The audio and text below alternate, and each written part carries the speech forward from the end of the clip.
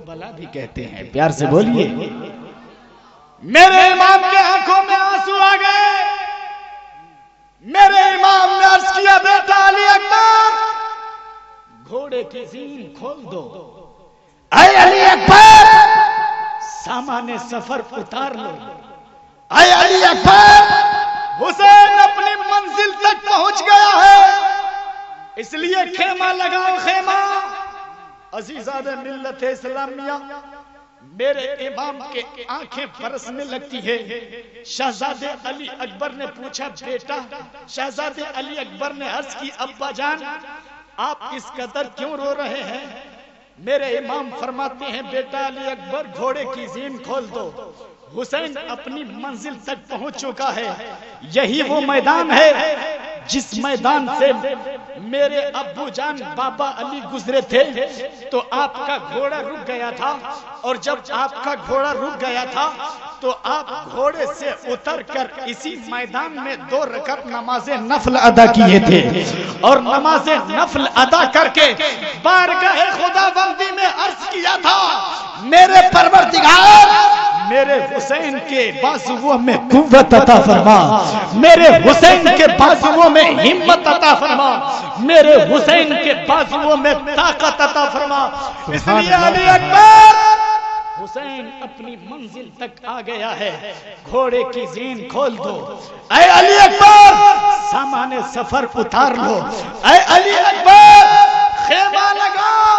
عزیزان ملت اسلامیہ خیمہ لگا دیا گیا. ادھر سے 22,000 کا لشکر جرار عزیزان ملت اسلامیہ ابن زیاد کے طرف سے کربلا پہنچ جاتا ہے. ابن زیاد کے طرف سے عمر ابن سعد کی گورنری میں کربلا جب پہنچتا ہے تو عمر ابن سعد امام حسین سے ملاقات کرنے کی خواہش کرتا ہے کہ ہم امام حسین سے ملاقات کریں گے اور پوچھا جائے گا کہ جنگ کب شروع کیا جائے گا. عزیزان ملت اسلامیہ مگر میرے امام عالی مقام کے پاس خاصیت کے ذریعے جب یہ پیغام پہنچایا گیا کہ عمر ابن سعد آپ سے ملاقات کرنا چاہتا ہے آپ سے گفتگو کرنا چاہتا ہے تو میرے امام نے منظور فرما لیا.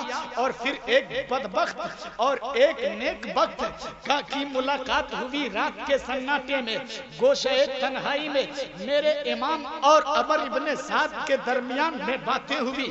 میرے امام نے 3 شرائط رکھے 3 پرستاؤ رکھا. ایک پرستاؤ یہ تھا پہلا یہ تھا کہ اے عمر ابن سعد میں جنگ نہیں کرنا چاہتا. جہاں سے میں آیا ہوں مجھے ادھر ہی واپس لوٹنے کی اجازت دے دو. پہلی شرط امام حسین نے یہ رکھا. دوسری شرط یہ رکھا کہ مجھے کسی سرحدی مقام پہ جانے دو جہاں سے میں جا کر کے پوری زندگی اپنے بال بچوں کے ساتھ گزر بسر کر لوں گا. تیسری میری شرط یہ ہے کہ تم مجھے یزید سے خود ملنے دو. میں خود یزید سے ملوں گا اور جب یزید سے ملوں گا تو میں اپنے معاملات کو سلجھا لوں گا. دمشق جا کر مجھے یزید سے ملنے دو. عمر ابن سعد نے منظور کر لیا اور فوراً خط لکھا ابن زیاد کے پاس بھیج دیا. مگر جب ابن زیاد نے خط کو پڑھا ہے تو زمین تلے پاؤں کھسک گئی. پاؤں تلے زمین کھسک گئی. اور جب زمین کھسکی ہے دماغ نے کام کیا ہے فوراً خط لکھا اور اس میں لکھا تھا کہ اے عمر ابن سعد میں تجھے خط لکھ رہا ہوں قاصد کے ذریعے بھیج رہا ہوں. میں نے تمہیں جنگ کرنے کے لیے بھیجا ہے نا حسین کا سر قلم کرنے کے لیے بھیجا ہے نہ کہ معاملے کو سلجھانے کے لیے بھیجا ہے جنگ کی مصالحت کے لیے بھیجا ہے. یاد رکھ گورنری تجھے سونپی ہے تو حسین کا سر قلم کرنے کے لیے ورنہ انعام و اکرام نہیں نوازے جاؤ گے. عزیزان ملت اسلامیہ شمر کو خط دے کر ابن زیاد روانہ کر دیتا ہے اور ساتھ ہی یہ بھی لکھ دیتا ہے کہ اب ذرا سی بھی مہلت نہ دی جائے اور امام حسین پر نہر فرات کا پانی بند کر دیا جائے. عزیزان ملت اسلامیہ، اب جیسے ہی شمر خط لے کر آیا ہے عمر ابن سعد کے پاس، عمر ابن سعد نے خط کو پڑھا ہے تو خط کو پڑھنے کے بعد فوراً نہر فرات پر پہرا لگا دیا۔ اب امام حسین کے یہاں پانی نہیں جا سکتا، امام حسین کے خیمے میں پانی نہیں جا سکتا۔ حضرات یہ وہی لوگ ہیں جنہوں نے امام حسین کو خط لکھا تھا، اے حسین آپ کوفہ تشریف لے آویں، ہم آپ کے دستے حق پرست بیعت حاصل کریں گے۔ جب امام پاک کوفہ تشریف لے جانے لگے تو مقام کربلا میں اتارا گیا اور یزیدیوں نے امام حسین پہ پانی بھی بند کر دیا۔ عزیزان ملت اسلامیہ، یہ 7ویں محرم کا دن تھا، آ گیا 9ویں محرم کا دن۔ عزیزان ملت اسلامیہ، جب 9ویں محرم کا دن آیا ہے، قسم خدا کی مسلمانوں، جب 9ویں محرم کا دن آیا ہے تو عمر ابن سعد نے جنگ کا نکارہ بجا دیا۔ حضرت امام علی مقام رضی اللہ تعالی عنہ ابھی تلوار پہ پیشانی کو رکھ کر آرام فرما رہے تھے۔ جب عمر ابن سعد نے جنگ کا نکارہ بجایا تو سیدہ زینب دیکھ لے گی، دیکھ کر کے اپنے بھائی حسین کو جا کر کے جگاتی ہے، بھائی جان دشمنوں نے جنگ کا اعلان کر دیا ہے۔ میرے امام اٹھے، اپنے بھائی عباس کو حکم دیا، اے عباس معلوم کرو جنگ کا وقت کون سا ہے۔ حضرت عباس نے معلوم کیا تو کہا گیا کہ جنگ اسی وقت کی جائے گی۔ عزیزان ملت اسلامیہ، عصر کا وقت ہو چکا تھا۔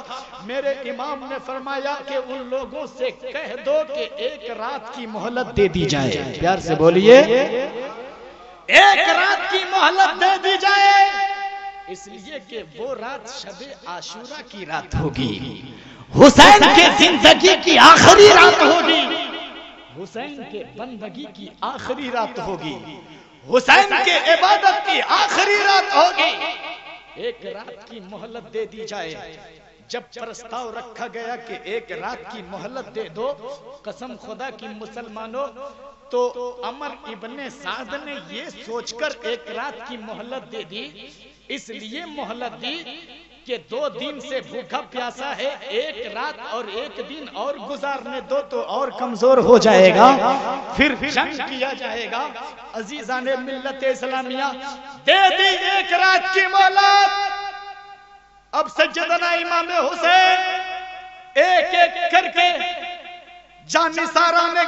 جانثاروں کے پاس جاتے ہیں اور ارشاد فرماتے ہیں، اے میرے جانثاروں، اے مجھ سے محبت سے پیش آنے والوں، اے میرے ساتھیوں، جس وفاداری کا تو نے مجھے میرے ساتھ دیا ہے، جس وفاداری کا ثبوت دیا ہے، مدینہ سے لے کر کربلا تک میں تمہارا شکریہ ادا کرتا ہوں، لیکن اب میں اجازت دیتا ہوں تم لوگ اپنے اپنے گھروں کو چلے جاؤ، تم لوگ اپنے اپنے گھروں کو چلے جاؤ، حسین کو اللہ کی راہ پر چھوڑ دو۔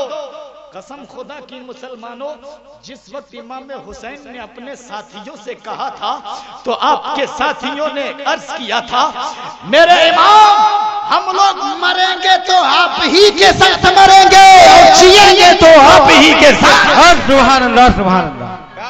جب تک جسم میں لہو کا ایک ایک قطرہ باقی رہے گا، آپ پر کوئی آنچ نہیں آ سکتا ہے، آپ کے نانا جان کی شریعت پر کوئی آنچ نہیں آ سکتا ہے، آپ پر کوئی آنکھیں اٹھا کر نہیں دیکھ سکتا۔ عزیزان ملت اسلامیہ، زندگی کی آخری رات ہے، بندگی کی آخری رات ہے، عبادت کی آخری رات ہے۔ میرے امام جی بھر بھر کے عبادت کر رہے ہیں، جیسے ہی سورج کے دمکتے ہوئے چہرے نے مغرب کے سیاہ چادر میں اپنا منہ چھپایا ہے، قسم خدا کی مسلمانوں، سارے لوگ عبادت و ریاضت میں مشغول ہو گئے، اس لیے کہ زندگی کی آخری رات تھی۔ جی بھر بھر کے عبادت کر لو، دل کھول کے اپنے اللہ کی بارگاہ میں سجدہ کر لو، دل کھول کے اپنے رب کی بارگاہ میں حمد و ثنا پیش کر لو، دل کھول کر کے مصطفیٰ جان رحمت کی بارگاہ میں درود و سلام سلام پڑھ لو. قسم خدا کی مسلمانوں، جیسے ہی رات کا سناٹا آیا عزیزان ملت اسلامیہ سب لوگ عبادت میں مشغول ہو گئے. کوئی قرآن کی تلاوت میں مشغول ہو گیا، کوئی عبادت و ریاضت میں مشغول ہو گیا، کوئی نماز میں مشغول ہو گیا، کوئی تسبیح و تحلیل میں مشغول ہو گیا. عزیزان ملت اسلامیہ، لیکن میرے امام عبادت و ریاضت میں مشغول ہونے کے بعد رات میں اپنے بیٹے علی اکبر کو آواز دیتے ہیں، بیٹا علی اکبر میدان کربلا کا نقشہ دیکھ لو. بیٹا علی اکبر میدان کربلا کا نقشہ دیکھا. میرے امام نے جب حکم دیا ہے علی اکبر کو، علی اکبر اٹھے، رات کے سناٹے میں میدان کربلا کا نقشہ دیکھا تو کیا دیکھا کہ ایک برقع پوش خاتون میدان کربلا میں کنکری کو صاف کر رہی ہے. پیار سے بولیے، کنکری کو صاف کر رہی ہے. حضرت علی اکبر نے پلٹ کے پوچھ دیا، اے خاتون تمہارا نام کیا ہے؟ تم اس میدان میں رات کے سناٹے میں کیا کر رہی ہو؟ مگر خاتون نے کوئی جواب نہیں دیا. شہزادہ علی اکبر خیمے میں آئے، حضرت امام علی مقام کے پاس آئے، بارگاہ میں آئے تو عرض کی، ابو جان میں نے میدان کربلا کا نقشہ دیکھ لیا ہے، میدان کربلا کا نقشہ ملاحظہ کر لیا ہے. میرے امام فرماتے ہیں، بیٹا میدان کربلا میں تم نے کچھ دیکھا بھی ہے؟ عرض کی، ابو جان ہاں میں نے دیکھا ہے. ایک برقع پوش خاتون ہے جو اپنے آنچل سے، اپنے دامن سے میدان کربلا کے کنکروں کو صاف کر رہی ہے. اتنا سننا تھا. میرے امام فرماتے ہیں، بیٹا تم نے اس سے کچھ کہا بھی؟ عرض کیا، ابو جان میں نے دریافت بھی کیا کہ آپ کون ہیں، آپ کا نام کیا ہے، مگر اس نے کوئی جواب نہ دیا. اتنا سننا تھا. امام علی مقام کی آنکھیں برسنے لگتی ہے، امام علی مقام کے آنکھوں میں آنسوؤں کا سیلاب جاری ہو جاتا ہے. فرماتے ہیں، بیٹا علی اکبر وہ کوئی اور نہیں تھی، میری امی سیدہ فاطمہ تھی جو اپنے آنچل سے کنکری کو صاف کر رہی ہے. اس لیے صاف کر رہی ہے، کل اس کا بیٹا وہیں شہید کیا جائے گا. میری امی فاطمہ اپنے آنچل سے کنکری کو صاف کر رہی ہے کہ کہیں میرے حسین کے جسم میں کنکریاں نہ چبھ جائے. عزیزان ملت اسلامیہ، یہ لوگ رات میں عبادت کیے ہیں، تسبیح و تحلیل میں مستغرق رہے ہیں، رات بھر سوئے نہیں ہیں. صبح کی سفیدی نمودار ہوئی تو عمر ابن سعد نے جنگ کا نکارہ بجا دیا. عزیزان ملت اسلامیہ، اور کمان پہ پہلا تیر رکھ کر امام حسین کی بارگاہ میں چھوڑ دیا اور لوگوں کو گواہ بنا دیا. اے لوگوں گواہ رہنا، امام حسین پہ پہلا تیر اگر کوئی چلانے والا ہے تو عمر ابن سعد ہے. دیکھ لو اس بدبخت انسان کو. دنیا کا سب سے بڑا بدبخت انسان عمر ابن سعد ہے، جس کا باپ صحابی رسول حضرت سعد ابن ابی وقاص. عزیزان ملت اسلامیہ، یہ وہی صحابی ہے جس صحابہ کو مصطفیٰ جان رحمت نے دنیا ہی میں جنت کی بشارت دے دی.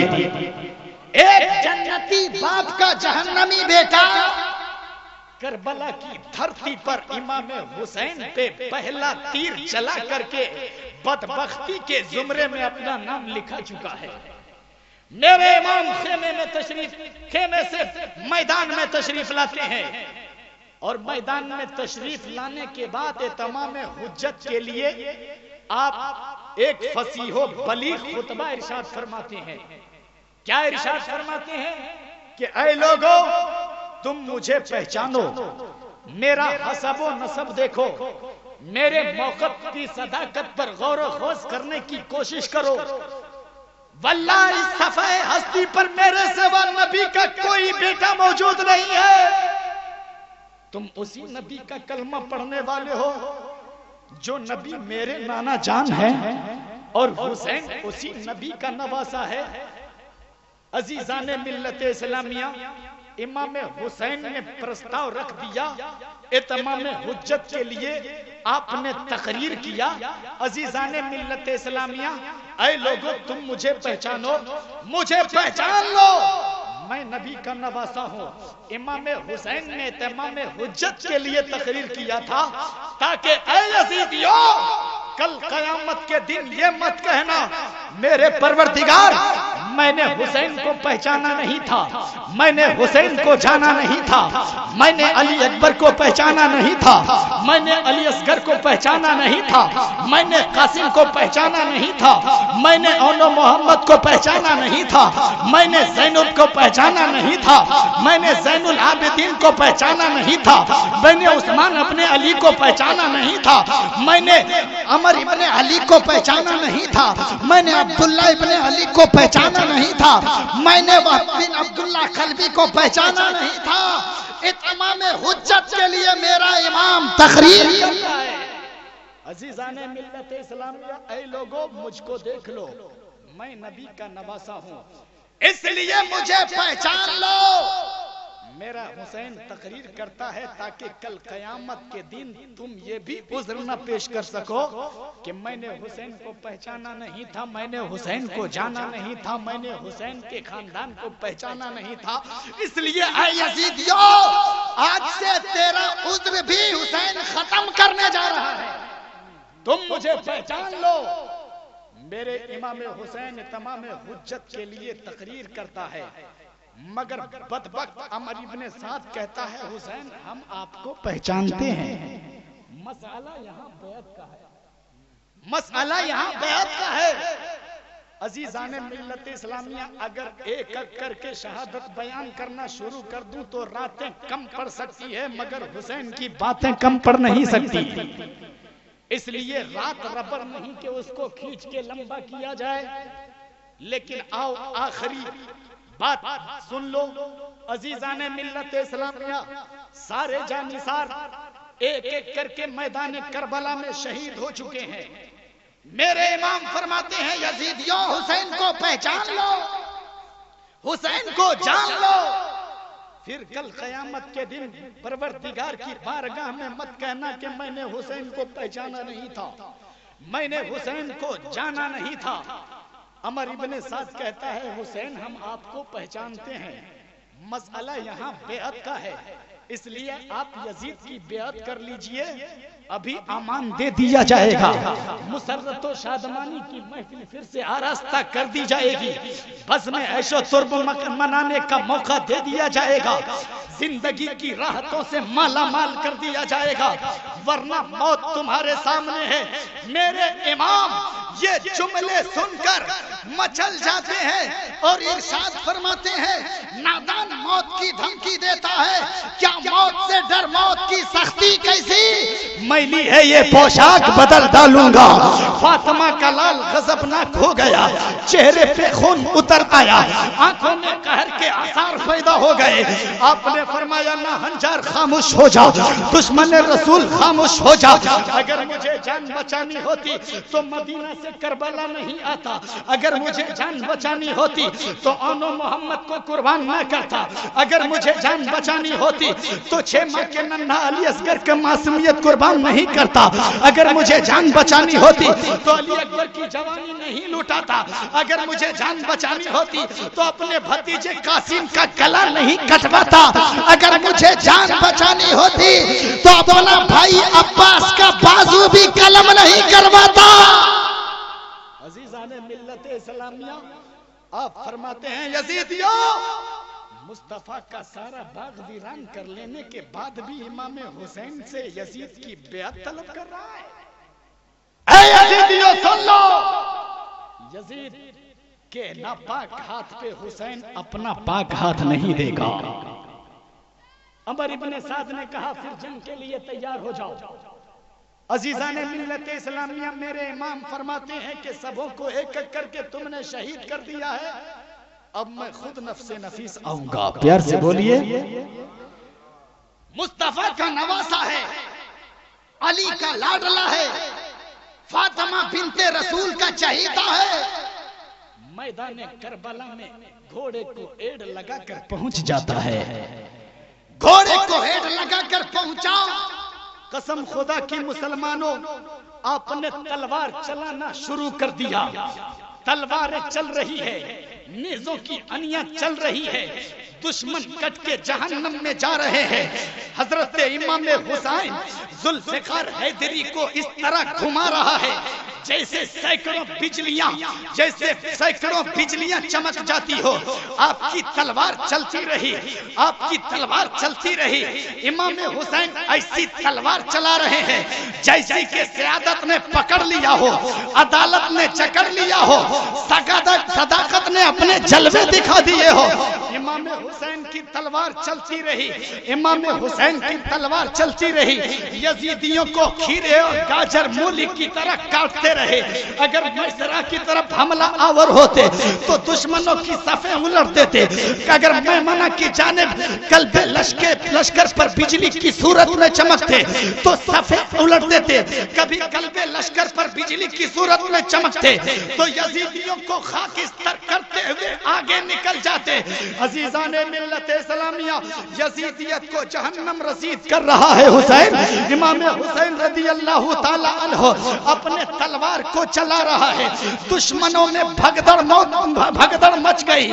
عمر ابن سعد پکار اٹھا, اے لوگوں حسین کو قبضے میں کرو, کہیں ایسا نہ ہو کہ تاریخ اپنا پنہ پلٹ دے اور حسین جنگ جیت جائے.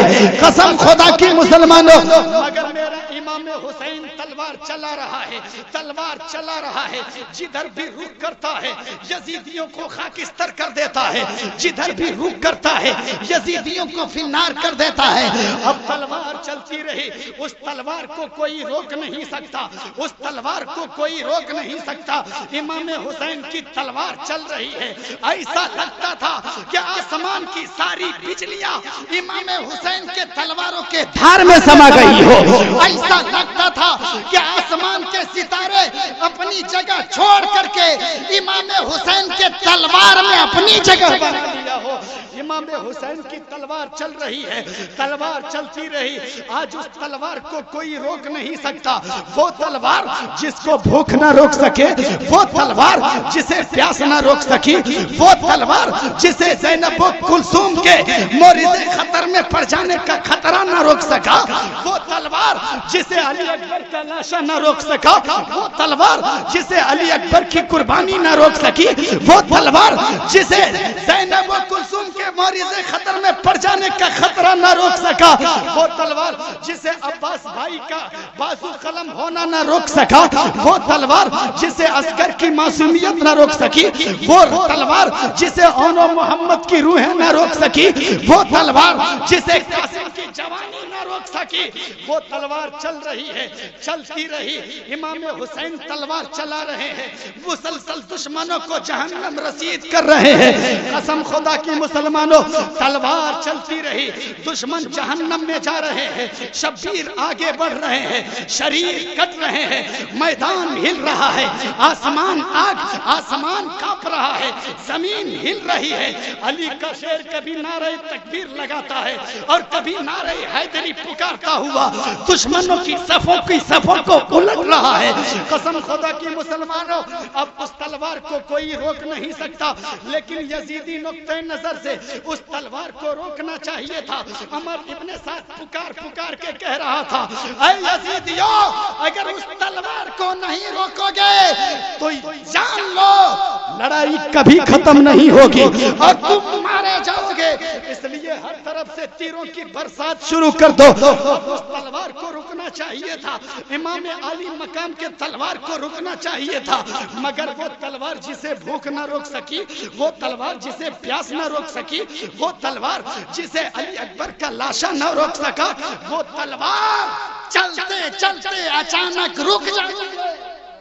حضرات, یہی تو ایک نازک موڑ ہے, یہی تو ایک سمجھنے کا مقام ہے. میرا امام کربلا میں نانا کا دین بچانے گیا تھا. پیار سے بولیے, میرا حسین کربلا میں نماز کی حرمت بچانے گیا تھا. میرا حسین کرب و بلا میں مصطفیٰ کی عظمت بچانے گیا تھا. میرا حسین کرب و بلا میں نانا جان کی شریعت بچانے گیا تھا, حرمت نماز بچانے گیا تھا. تلوار چلتی رہی مگر اچانک رک گئے. جسے عمر ابن سعد نہ روک سکے, جسے 22,000 لشکر جرار نہ روک سکے, وہ تلوار اچانک رک کیوں گئی؟ تو عزیزان ملت اسلامیہ, نماز کا وقت ہو گیا تھا. پیار سے بولیے, نماز کا وقت ہو گیا تھا. میرے امام فرماتے ہیں یزیدیو تمہیں معلوم ہے آج کون سا دن ہے؟ عرض کیا ہاں معلوم ہے, جمعہ کا دن ہے. اے یزیدیو جمعہ کا دن ہے. تم نانک کا کلمہ پڑھتے ہو نا؟ پوری دنیا کے مسلمان اس وقت اپنے مسجدوں میں جا کر کے 2 رکعت نماز جمعہ ادا کر رہے ہوں گے. کوئی ممبر شریف پر چڑھ کر کے خطبہ دے رہا ہوگا, کہیں اذانیں ہو رہی ہوگی, کہیں میرے نانا جان پر درود و سلام بھیجا جا رہا ہوگا. یزیدیوں معلوم ہے آج جمعہ کا دن ہے نا, میں بھی نبی کا نواسا ہوں. اور سنو, میری ماں نے بچپنے میں مجھ سے کہا تھا بیٹا حسین, میں رات کو سجدہ کرتی تھی, اللہ کی بارگاہ میں عبادت و ریاضت میں مشغول ہو جاتی تھی, لیکن میں جب سجدہ کرتی تھی تو راتیں چھوٹی ہو جاتی تھی, مگر میرا ایک سجدہ بھی پورا نہیں ہوتا تھا. اس لیے میرا بیٹا حسین کربلا کی دھرتی پر جاؤ گے تو میرے اس ادھورے سجدے کو پورے کر دو گے. قسم خدا کی مسلمانوں, آپ نے اپنے رخ نیاز کو بارگاہ خداوندی میں رکھا ہے, نماز کی نیت کی ہے, اور نماز کی نیت کر کے بارگاہ خداوندی میں سجدہ ریز ہو گئے ہیں. عزیزان ملت اسلامیہ, امام حسین رضی اللہ تعالی عنہ کا پہلا سجدہ پہلی رکعت کا تھا. یزیدیت حسین کے کاندھے پہ خنجر رکھے ہوئے ہیں. یزیدیوں نے شمر میں حسین کے کاندھے پہ تلوار رکھ دیا ہے. امام حسین سجدہ محبت ادا کرنے کے لیے بارگاہ خداوندی میں سجدہ محبت ادا کرنے کے لیے سجدے میں جاتے ہیں. قسم خدا کی مسلمانوں, ابھی امام حسین کا پہلا ہی سجدہ ہوا تھا کہ یزیدیوں نے عین حالت نماز میں نواسہ رسول کو شہید کر دیا. انا للہ و انا الیہ راجعون. اور خنجر بھی چلایا تو اس جگہ پہ جس گلے کو میرے مصطفیٰ بار بار چوما کرتے تھے, میرے مصطفیٰ بار بار چوما کرتے تھے, اسی جگہ پہ یزیدیوں نے خنجر چلایا. عزیزان ملت اسلامیہ, مگر میرا حسین شمر سے کہا تھا اے شمر اپنا ناپاک پاؤں ہٹا لے, مگر بدبخت شمر نے اپنا ناپاک پاؤں نہ ہٹایا تھا. ابھی پہلا ہی سجدہ ہوا تھا, عین حالت سجدہ میں امام حسین کے سر کو قلم کر دیا. یہی وجہ ہے کہ دنیا پکار کر کہتی ہے حسین جیسا شہید اعظم جہاں میں کوئی ہوا نہیں ہے. چھری کے نیچے گلا ہے لیکن کوئی کسی سے گلا نہیں ہے. تھے شمر تولے, تھے شمر خنجر گردن پہ تولے. حسین سجدے میں جا کے بولے مدینے والے گواہ رہنا نماز میری قطع ہے. سبحان اللہ, سبحان اللہ.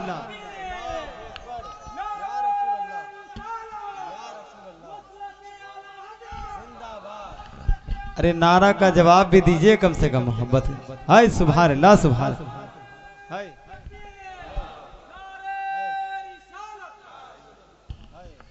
میرا حسین سجدے میں سر کٹا گیا اور دنیا والوں کو بتایا گیا، اے دنیا والوں، میرے نانا جان کی امتیوں، جب بھی میرے نانا شاہ جان کی شریعت پر کوئی اپنی طبیعت کو غالب کر رہا ہو، کعبے کے تقدس کو پامال کرنے کی کوشش کر رہا ہو، قرآن کی عظمت کو بیچنے کی کوشش کرتا ہو، تو یاد رکھنا علی اکبر جیسی جوانی دینی پڑے تو دے دینا، 6 ماہ جیسا ننھا علی اصغر پیش کرنا پڑے تو پیش کر دینا، اپنے بھتیجے قاسم جیسی جوانی قربان کرنا پڑے تو کر دینا، عباس جیسا بازو قلم کروانا پڑے تو قلم کروا دینا، اور پھر خنجر جفا کے دھارے کے نیچے حسین کی طرح اگر جان قربان کرنا پڑے تو کر دینا،